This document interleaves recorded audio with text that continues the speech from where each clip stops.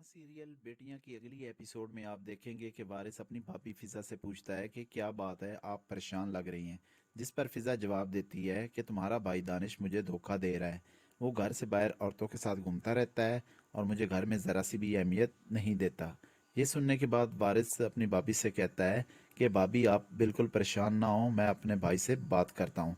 वारिस अपने भाई दानिश से कहता है कि आप भाभी फिजा को क्यों नहीं कबूल कर लेते, इसे क्यों अजियत दे रहे हो, और अगर आपने घर से बाहर दूसरी औरतों के साथ ही घूमना था तो भाभी से शादी करने की ज़रूरत ही क्या थी।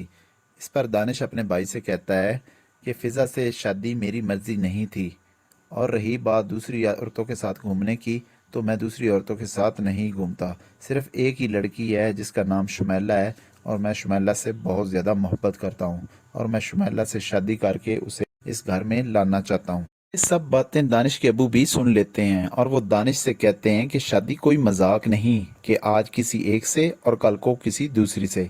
तुम्हारी जो शादी हो गई है, तुम इस शादी को निभाओ। मैं तुम्हें दूसरी शादी की इजाज़त किसी सूरत नहीं दूंगा। इस पर दानिश कहता है कि शुमैला को मैं बहुत ज़्यादा पसंद करता हूँ, और मैं शुमैला को दुल्हन बनाकर इस घर में ज़रूर लाऊंगा। ये सुनने के बाद दानिश का बाप कहता है कि अगर ऐसा ही है तो फिर तुम अपना बोरिया बिस्तर उठाओ और यहाँ से चलते बनो। इस घर से जाने के बाद तुमने जिससे शादी करनी हो करो, तुम्हारी इस घर में अब कोई जगह नहीं। दानिश घर छोड़कर चला जाता है और शुमैला के पास जाकर कहता है कि मैंने अपना घर छोड़ दिया है, अब हम दोनों निकाह कर लेते हैं और फिर निकाह के बाद एक घर में शिफ्ट हो जाएंगे।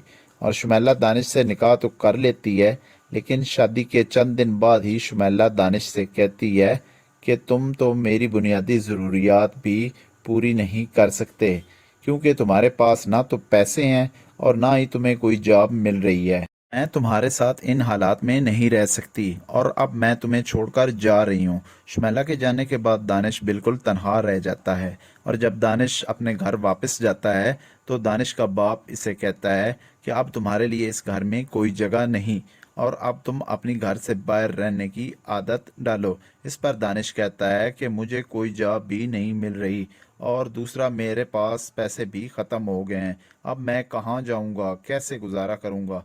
लेकिन दानिश का बाप इसकी एक बात नहीं सुनता। इस तरह जो दानिश ने किया, इसे इसके किए की सज़ा मिल जाती है।